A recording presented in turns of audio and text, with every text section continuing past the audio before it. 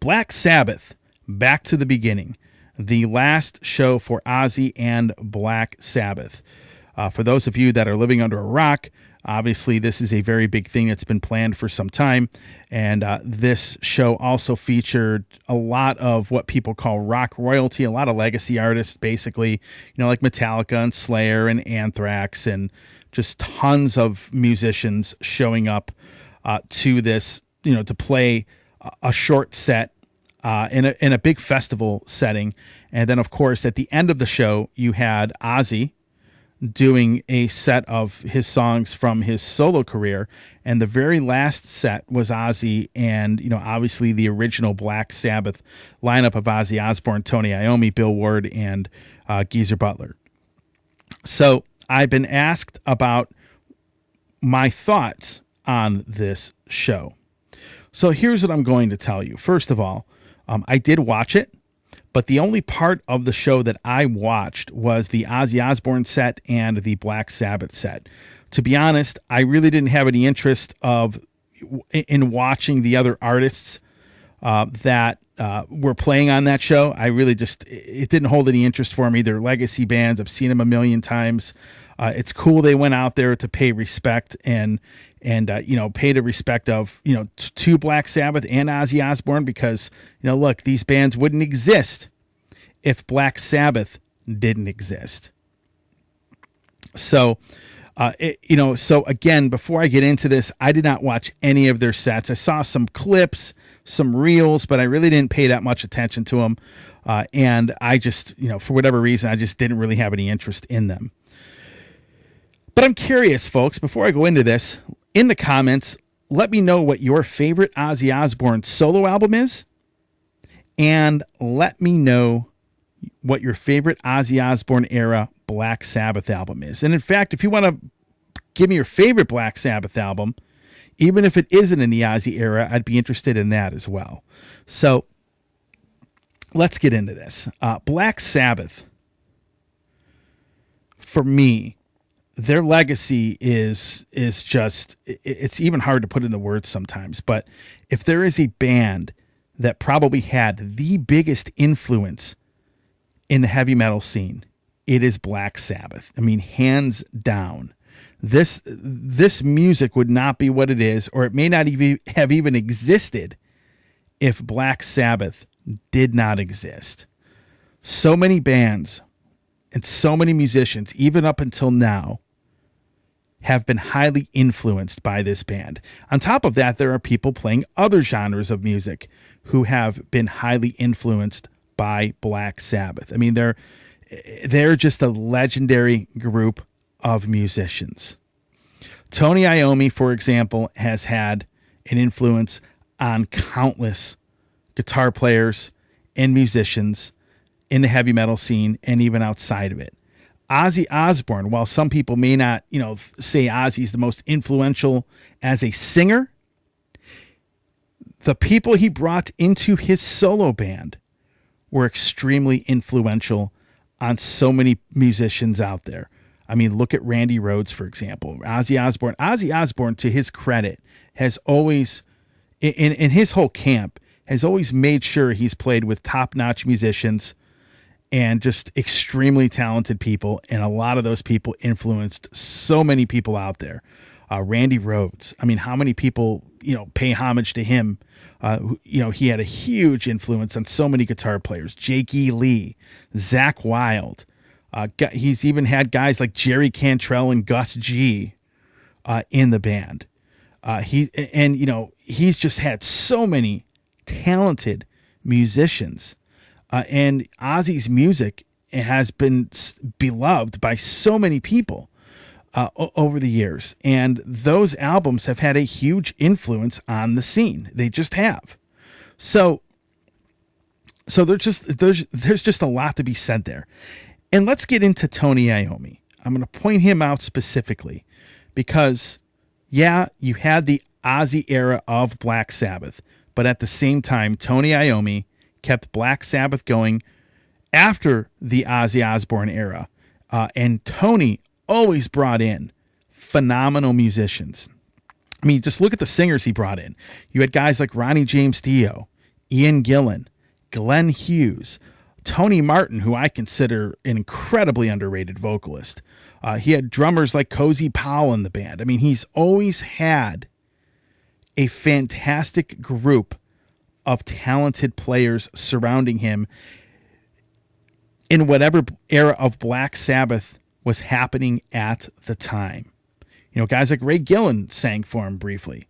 You know, so Ozzy and, you know, his solo career, having the huge influence that it did, and of course Black Sabbath, you know, especially that early 70s stuff, and, you know, even the first couple Dio albums. I mean, just an incredibly influential band on so many people on so many levels. So as far as the show goes,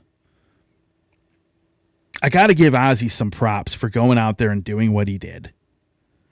To have the medical issues and the physical issues that he has had over the last 7 or 8 years, and to go out there and put himself out there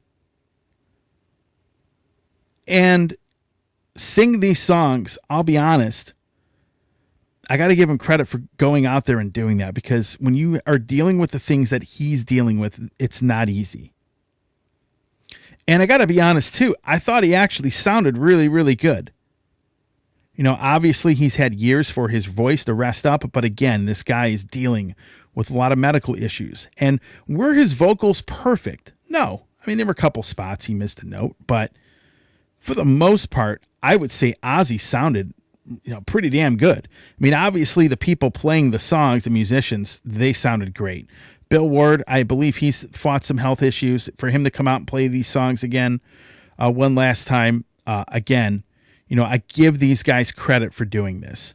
I thought it was a really nice send-off for the guys in Sabbath and for Ozzy.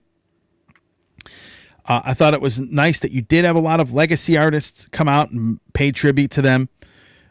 And, you know, again, none of those artists. I did see a clip where James Hetfield talked about that Metallica wouldn't exist if it weren't for Black Sabbath. And he's completely correct in that.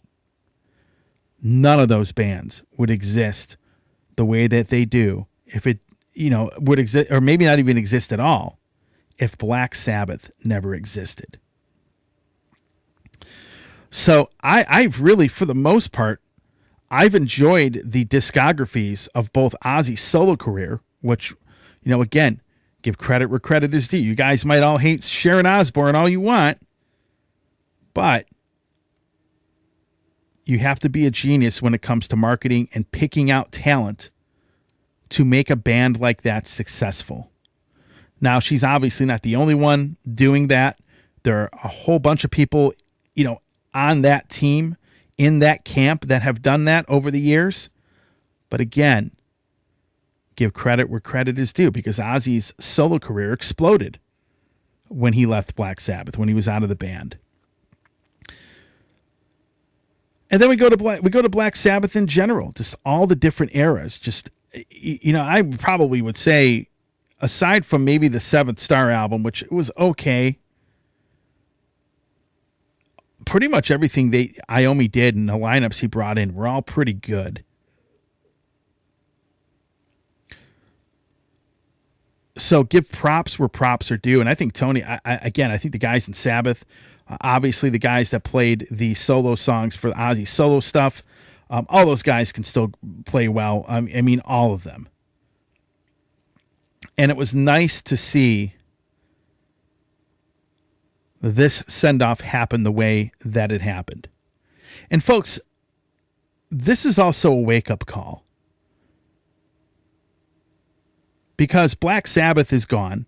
And this goes to any of you out there in the metal scene who have, you know, money and put a lot of these shows together. Just keep in mind, these legacy artists are not going to be around forever. And at some point, you know, because look at the people on the bill. Metallica ain't getting any younger, folks. Anthrax, these guys aren't getting any younger. Slayer really doesn't play a lot of shows, but again, Kerry King, these guys, they're not getting any younger.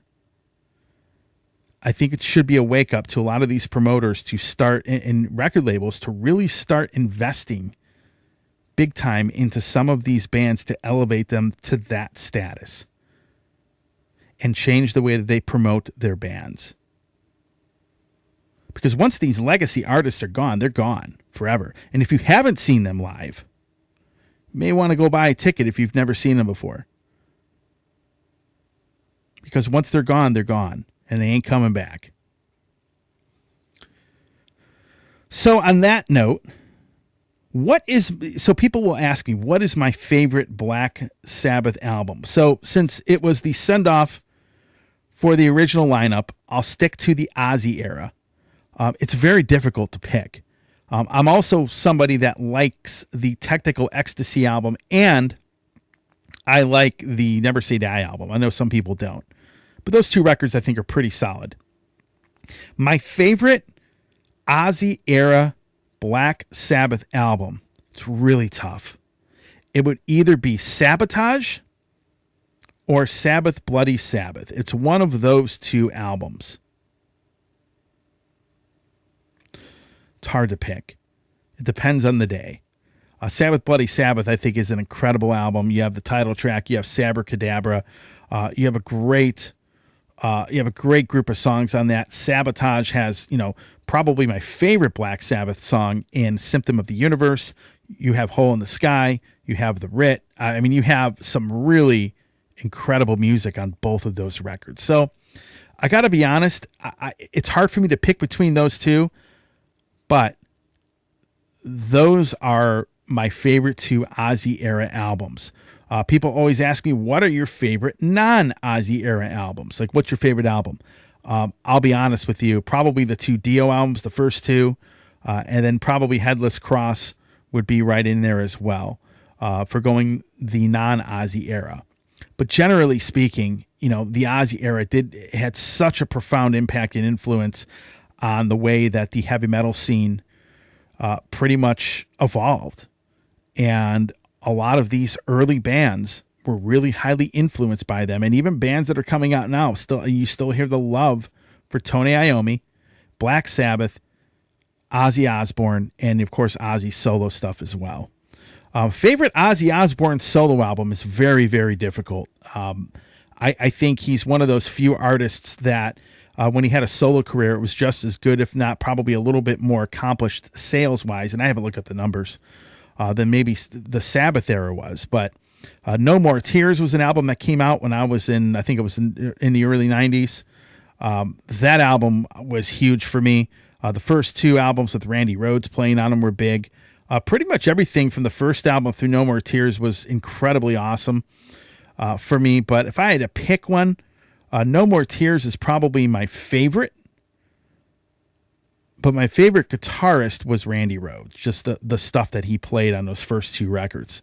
And all these classic songs, especially from the Blizzard of Oz album, they're still extremely relevant today. You still hear them played, you watch a baseball game and you hear Crazy Train come over the PA. These songs are still being played everywhere. And that is the staying power that they've had.